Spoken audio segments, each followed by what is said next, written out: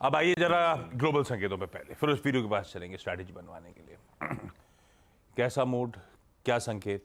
Volatility है आशीष, जैसे आप भी कह रहे थे।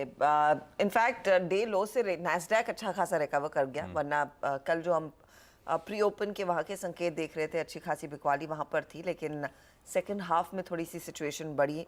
डाउ में करीब 158 अंकों का नुकसान देखने को मिला है। एस&पी की अगर बात करें, एस&पी इंडेक्स आपको दिखाई देगा एकदम फ्लैट, लेकिन 11 में से 7 सेक्टर्स गिरकर बंद हुए हैं, तो उतना आप गौर करिएगा कि जो ब्रेथ था वो काफ़ी नेगेटिव ट्रेड करता हुआ दिखाई दिया था।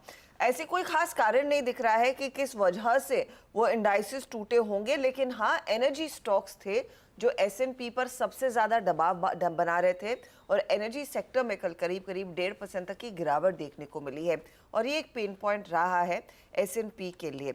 दूसरी तरफ जो हम ट्रेजरी यील्ड देखते हैं, वहाँ पर भी करीब 4% के ऊपर ही ट्रेड बनता हुआ दिखाई दे रहा है। हल्की सी ट्रेजरी यील्ड दरअसल फर्म अप होती हुई दिखाई दी थी, और ऑफ कोर्स इस हफ्ते वो इन्फ्लेशन डेटा से पहले जानकार कह रहे हैं कि थोड़ी सी नर्वसनेस देखने को मिलेगी, क्योंकि इन्फ्लेशन डेटा क्या कहता है उस पर फिर बेट लगाया जाएगा कि रेट कट्स के लिहाज से क्या माहौल बनेगा। कल हमने 2 बयान सुन लिए थे जो सभी लोग कह रहे हैं कि देखिए मार्च में तो आप अपेक्षा ना करें, और जो अब तक का कंसेंसस था, जो पिछले हफ्ते तक 79% लोग कह रहे थे कि शायद मार्च में रेट्स घटते हुए दिखाई देंगे, अब आप देखिए वो चांसेस कितने डिम हो रहे हैं। अब सिर्फ 65% लोग ही मान रहे हैं कि वो 0.25% तक की दरों में कटौती होगी मार्च के महीने में। कटौती तो होगी, लेकिन मार्च में अब चांसेस और भी कम होते दिखाई दे रहे हैं। इसीलिए वो इन्फ्लेशन डेटा एक की फैक्टर है जिस पर मार्केट्स की नजरें, और उससे पहले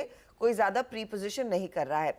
साथ ही साथ जिस तरह से हमारा कल रिजल्ट सीजन किक ऑफ होगा, फ्राइडे को यूएस मार्केट्स का रिजल्ट सीजन किक ऑफ होगा, और उस पर भी नजरें रहेंगे। Specially banks and financials, BFSI segment वो सबसे इंपॉर्टेंट है उस इकोनॉमी के लिए, हर इकोनॉमी की तरह, और वहां पर JP Morgan, bank of America, United health group जैसी कंपनी अपने नतीजे पेश करेंगी, और साथ ही साथ डेल्टा एयरलाइंस भी अपने नतीजे पेश करेंगी। तो इस तरह से दरअसल वो रिजल्ट सीजन किक ऑफ होता हुआ दिखाई देगा।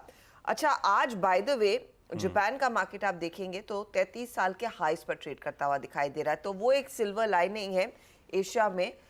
उससे शायद अगर आपको क्यों लेना है तो लेना है, वरना ओवरऑल जो सिचुएशन है वो मिक्स्ड बैग है। दूसरी तरफ है आपका कच्चा तेल, और यहाँ पर जियोपॉलिटिक्स जो टेंशन है वो बरकरार है। US secretary of state Blinken गए हैं, वो मनाने की कोशिश कर रहे हैं, लेकिन कल इजराइल मिलिट्री की तरफ से वो बयान आया कि देखिए हमास के साथ हमारी जो झगड़ा है, हमारी जो जंग है, वो पूरे 2024 में चलने वाली है। उससे फिर से भाव में उबाल आता दिखाई दिया। दूसरी तरफ ऑफ कोर्स सप्लाई को लेकर लीबिया की एक बड़ी जो रिफाइनरी है वो बंद हो गई है, तो सप्लाई कंस्ट्रेंट होगा, इसीलिए $77 के आसपास दरअसल ब्रेंट के भाव कारोबार करते हुए दिखाई दे रहे हैं। इंतजार रहेगा आज of course American petroleum institute के डेटा का कि वहां से डिमांड सिचुएशन यूएस में क्या उभर कर आ रही है, लेकिन यूजुअली इस समय ठंड के समय डिमांड अच्छी खासी रहती है अब, और ब्रेंट के भाव करीब 77 के आसपास। तो नेट न्यूट्रल टू हल्का सा माइल्डली नेगेटिव है, ज्यादा संकेत है। ऐसा कुछ नहीं, अब सब कुछ दारोमदार अपने डोमेस्टिक क्यूज पे। ठीक बात।